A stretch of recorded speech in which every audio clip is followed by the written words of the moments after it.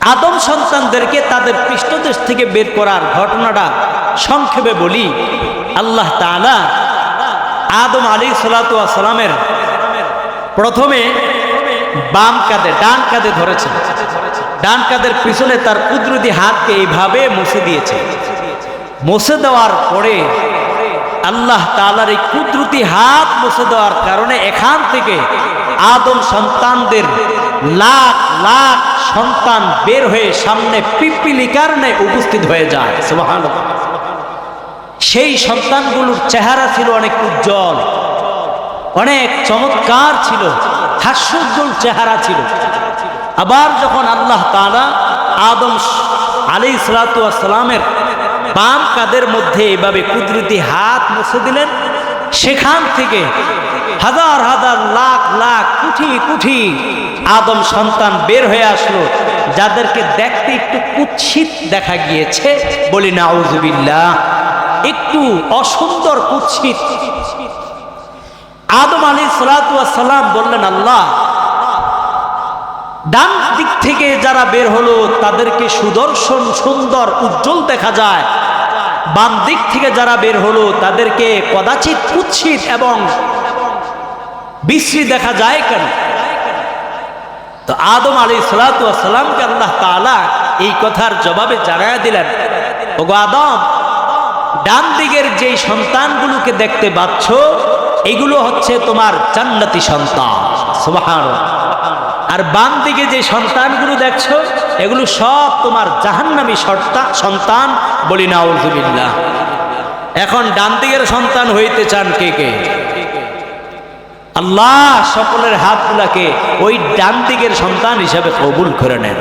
কোরআনুল কারীম আল্লাহ সূরাতুল ওয়াকিয়া বলেছেন, ওয়া আসহাবুল ইয়ামিনি মা আসহাবুল ইয়ামিন, ডান দিক ওয়ালারা জান্নাতি ওয়ালা, সুবহানাল্লাহ বলি, ডান দিক ওয়ালারা জান্নাতি ওয়ালা।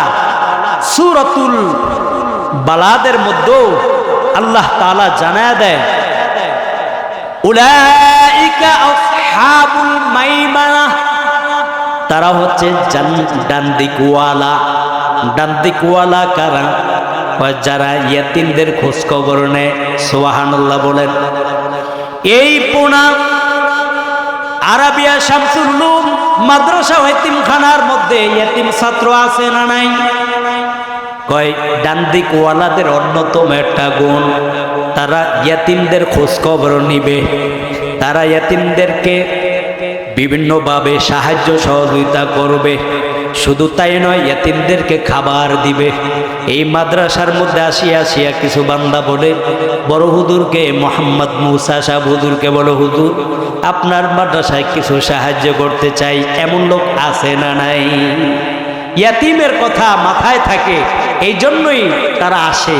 আপনারাও নিয়ত করেন, ইয়াতীম আমার নবী ছিলেন, ইয়াতীমদেরকে যারা ভালোবেসে খাবার পরিবেশন করবে, এক বস্তা চাউল অথবা ডাউল অথবা মাঝে মাঝে টাকা পয়সা দিয়ে ইয়াতীমদের পড়াশোনার পরিবেশ কায়েম করার জন্য সিমেন্ট, বালু, ইট ইত্যাদি দিয়ে ওই মাদ্রাসার তিনতলা দেখি এখনো অসম্পূর্ণ, যত সামানা দরকার, যত উপকরণ দরকার, যত টাকা দরকার, যদি এলাকাবাসী ভালোবেসে, ইয়াতীমদেরকে ভালোবেসে, মাদ্রাসাকে মহব্বত করে, এই সাহায্য সহযোগিতা করে, আগামী 1 বছরের মধ্যে নয় বরং 3 থেকে 4 মাসের মধ্যে যদি এই কাজ বাস্তবায়ন করে, আল্লাহ চাহে তো এই মানুষগুলো আসহাবুল ইয়ামিন, ডান দিকের অধিবাসী অর্থাৎ জান্নাতবাসী হয়ে তারা ইন্তেকাল করে ইনশাআল্লাহ। বলেন আল্লাহুম্মা আমিন।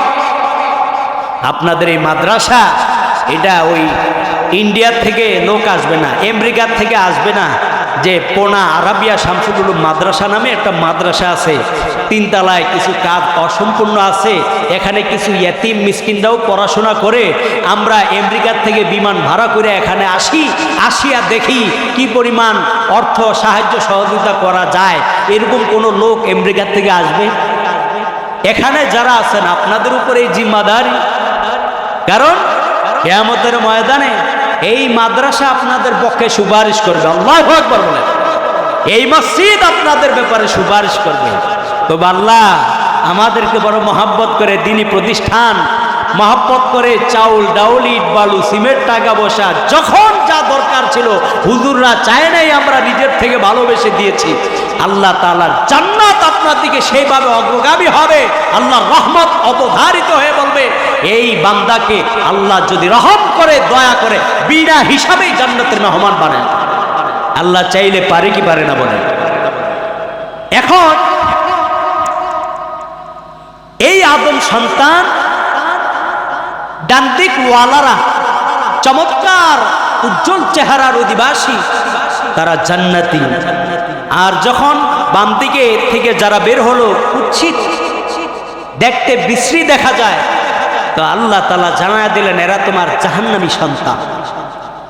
আল্লাহ রসুল যখন মেরাজে গেলেন তো প্রথম আসমানে গিয়ে দেখলেন বাবা আদম আলাইহিস সালাতু ওয়াস সালাম। গিয়া বললেন আসসালামু আলাইকুম ইয়া আবি, হে আমার আব্বা বা দাদা, আপনি কেমন আছেন? আলহামদুলিল্লাহ ভালো। ও নাতি আইছো? হ্যাঁ আইস। তো কথাবার্তা হওয়ার পরে এক পর্যায়ে আল্লাহ নবী দেখলেন যে বাবা আদম আলাইহিস সালাতু ওয়াস সালাম ডান দিকে তাকাইলে একটু মুস্কি হাসি দেয়, সুবহানাল্লাহ বলে, বাম দিকে তাকাইলে কান্না করে দেয়। হযরতে জিব্রাইলকে বললেন ভাই জিব্রাইল, আমাদের দাদা বা বাবা আদম আলাইহিস সালাতু ওয়াস সালাম ওনার এটার রহস্য কি? ডান দিকে তাকাইলে হাসে, বাম দিকে তাকাইলে কান্না করে। তখন তিনি বললেন যে ডান দিকে যখন তিনি তাকান তিনি তার জান্নাতি সন্তানদেরকে দেখতে পেয়ে হাসে দেন, আর যখন বাম দিকে তাকান জাহান্নামী সন্তানদেরকে দেখতে পেয়ে তিনি কান্না করে দেন। তাহলে বোঝা গেল আমাদের মধ্য থেকে কেউ হবে জান্নাতি, কেউ হবে জাহান্নামী। আমাদের মধ্য থেকে কেউ হবে জান্নাতি, কেউ হবে জাহান্নামী। জাহান্নামী হইতে চায় এমন কেউ আছেন? এমন কেউ আছেন? কেউ জাহান্নামে যাইতে চায় না। আল্লাহ এর তো তাহাজ্জুদ গুজারি মানুষ, 5 ওয়াক্ত নামাজি, মসজিদের প্রথম কাতার দখলে নেয় ওনারা, এই জন্য জান্নাতে মানে জাহান্নামে যাইতে চায় না। আল্লাহ তুমি সবাইকে জান্নাতি মেহমান হিসাবে কবুল করে নাও। জান্নাতে যাওয়ার জন্য যে আমল করা দরকার ওই আমলগুলো জমিনের মধ্যে বাস্তবায়ন করা দাও, বলেন আমিন। বাবারা আপনার কি বেজার হইতেছেন? একটা আমল শিখিয়ে দিই, এই আমলটা আপনাদের অনেক কাজে লাগবে।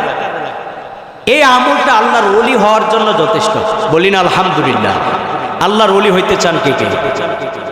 মাশাআল্লাহ মাশাআল্লাহ। আল্লাহ সবাইকে তুমি তোমার বন্ধু হিসাবে কবুল করে নিও। নবীজি বড় মহব্বত করে সুনান আবু দাউদের 1522 নম্বর হাদিস, নবীজি সাহাবী হযরতে মুআজ রাদিয়াল্লাহু তাআলা তিনি বলেন আখাযা রাসূলুল্লাহ সাল্লাল্লাহু আলাইহি ওয়াসাল্লাম বিয়াদি, নবীজি আমার হাত ধরলেন, ধরে বলতেছেন ইয়া মুআজ ওয়াল্লাহি ইন্নী লা উহিব্বুকা, ও মুআজ আমি তোমাকে ভালোবাসি। আমার নবী নিজে মুআজকে বলতেছেন ডান হাত ধরে, মুআজ আমি তোমাকে ভালোবাসি। 2 বার বললেন ওয়াল্লাহি, আল্লাহর কসম, আল্লাহর শপথ, ইন্নী লা উহিব্বুকা আমি তোমাকে ভালোবাসি। মাফহুমুল হাদিস, হাদিসের ব্যাখ্যা আছে মুআজ বললেন ইয়া রাসূলুল্লাহ আমার পিতামাতা আপনার উপর উৎসর্গ হোক, আমি মুআজ আপনাকে ভালোবাসি। সুবহানাল্লাহ। আমরা যারা উপস্থিত আছি আমরাও আল্লাহর রাসূলকে ভালোবাসি। কি বলেন? রাসূলকে ভালোবাসি না? রাসূলকে ভালোবেসেই তো আমরা এই মুখের মধ্যে দাঁড়িয়ে রেখেছি, মাথায় টুপি দিয়েছি, 5 ওয়াক্ত নামাজ পড়ে যাচ্ছি, মেসওয়াক করছি, ডান দিক তাকিয়ে আমরা ঘুমাই, অর্থাৎ ওযু করে ঘুমাই, এরপরে দস্তরখানা বিছিয়ে খাবার খাই, রাস্তার ডান দিকে চলি, মানুষকে দেখলে সালাম পরিবেশন করি, আমরা মানুষকে আতিথেয়তা করি, আদর আপ্যায়ন করি, মনের ভিতরে অহংকার রাখি না, একমাত্র আল্লাহর ওলি হওয়ার জন্য, আল্লাহর বন্ধু হওয়ার জন্য, আল্লাহর রাসূলের মহব্বত পাওয়ার জন্য। কথা বলেন ঠিক কিনা? মুআজ রাদিয়াল্লাহু তাআলাকে আল্লাহর রাসূল বললেন ও মুআজ উসিকা ইয়া মুআজ লা তাদআন্না ফি দুবুরি কুল্লি সালাতিন, আমি তোমাকে এমন একটা আমল শিখিয়ে দিব যে আমলটা তুমি প্রত্যেক নামাজের পরেই করতে হবে, প্রত্যেক নামাজের পরেই করবা, কখনো কোনো নামাজের পরে ছেড়ে দিও না। সে আমলটা কত মূল্যবান আল্লাহ রাসূল বলেছেন ও মুআজ আমি বড় ভালোবেসে তোমাকে এই আমলটা শিক্ষা দিয়েছি, তুমি কিন্তু আমলটা ছেড়ে দিও না। তো নবী মুআজকে বলেছেন, কেমন জানি আমাদের কি বলেছেন? আমরা নবীর উম্মত না? তো নবী আমাদেরকেই বলেছেন, ও কোনা আরাবিয়া মাদ্রাসা, শামসুল উলুম মাদ্রাসার এলাকাবাসীর মুসলমানগণ, নবীর উম্মতেরা, আল্লাহ রসুল বড় ভালোবেসে আমাদেরকে একটি দোয়া শিক্ষা দিয়েছেন, যেন কোনো নামাজের পরে এই দোয়াটা না ছাড়ি। দোয়াটা কি? আল্লাহুম্মা আইন্নি আলা যিকরিকা ওয়া শুকরিকা ওয়া হুসনি ইবাদাতিকা। তিনটা শব্দের দোয়া। আল্লাহুম্মা, আয় আল্লাহ, আইন্নি আলা যিকরিকা, আমি আপনার স্মরণের জন্য আপনার সাহায্য চাই। ওয়া শুকরিকা, আপনার শুকরগুজার বান্দা হওয়ার জন্য আপনার সাহায্য চাই। ওয়া হুসনি ইবাদাতিকা, আপনার উত্তম ইবাদত করার জন্য আমি সাহায্য চাই। তিনটা সাহায্য আল্লাহর কাছে চাইলাম। বলেন কয়টা সাহায্য? এক নম্বর, আল্লাহ আপনি যদি আমাকে সাহায্য না করেন, আপনাকে আমি স্মরণ করতে পারবো না। কারণ কতজন আছে আজান দিলে মসজিদে আসে, কিছু মানুষ মসজিদে আসে আর কিছু মানুষ রাস্তা দিয়ে হাঁটে। তাহলে যারা হেঁটে বেড়ায় তারা সাহায্য পায় না, যারা মসজিদে আজান শোনার সাথে প্রবেশ করে তারা আল্লাহর স্মরণের জন্য সাহায্য পেয়েছে। তো তারা পাইলো, আমি কেন রাস্তা দিয়ে হাঁটবো, দোকানে বসা থাকবো, আমি কেন মার্কেটে বসা থাকবো, আমি কেন নামাজ ছাড়া বাহিরে থাকবো, ঘরে থাকবো, আমাকে তো আল্লাহর স্মরণের তৌফিক দরকার আছে রে নাই। এই জন্য এই দোয়াটা পড়ে আল্লাহকে বলতে হবে, আল্লাহুম্মা, একবার আমার সাথে বলেন, আল্লাহুম্মা আইন্নি আলা যিকরিকা ওয়া শুকরিকা ওয়া হুসনি ইবাদাতিকা। হ্যাঁ, তিন শব্দের দোয়া। অত্র মাদ্রাসার যেই কোনো উস্তাদ বলেন, ওনারা সকলেই পারে, ছাত্র ভাইরাও পারে। তাদেরকে আপনারা ধরে শিখে নেবেন, বলবেন আগে আমাকে এই দোয়াটা শিখাও, প্রয়োজনে হাদিয়া দিবেন, প্রয়োজনে কিছু খাওয়াবেন, তবুও তাদের থেকে আপনি দোয়াটা শিক্ষা নেবেন। হাত তুলে বলেন কে কে রাজি আছেন? আলহামদুলিল্লাহ, এই আজকের মাহফিল সার্থক যে আপনারা এই দোয়াটা শিখবেন। আল্লাহুম্মা আইন্নি আলা যিকরিকা ওয়া শুকরিকা ওয়া হুসনি ইবাদাতিকা। এমনও হতে পারে অনেক বাবারা বলবেন, হুজুর আমি তো মসজিদের ইমাম সাহেব, হুজুর আমি তো মসজিদের প্রথম কাতার ছাড়া নামাজ পড়ি না, হুজুর আমি তো মসজিদের সভাপতি, আমি তো মসজিদের সেক্রেটারি, আমি তো মাদ্রাসার অমুক তমুক। আপনি যেই হন, আল্লাহ যদি আপনাকে অসুখ বিসুখ দিয়ে দেয়, তাহলে ঘরে শোয়া ছাড়া আর কোনো উপায় আছে? এই জন্য আল্লাহর কাছে ইবাদতের সাহায্য চাওয়া দরকার আছে না নাই? আল্লাহ যেন হার দম আপনাকে সুস্থ রেখে আপনি যেই পদেরই মানুষ হন, আমি একজন আলোচক হিসাবে যাই হই, আমি আলহামদুলিল্লাহ প্রত্যেক নামাজের পরে পড়ি। আপনাদেরকেও বললাম, কোনো আমার আলোচনা আপনাদের উপকারে আসুক বা না আসুক, এই আলোচনা, এই দোয়াটা যদি আপনারা শিখে আমল করতে পারেন, আমার আলোচনা সার্থক, আমার এই আমলের তাসির আপনাদের উপর পড়েছে, আলহামদুলিল্লাহ বলি।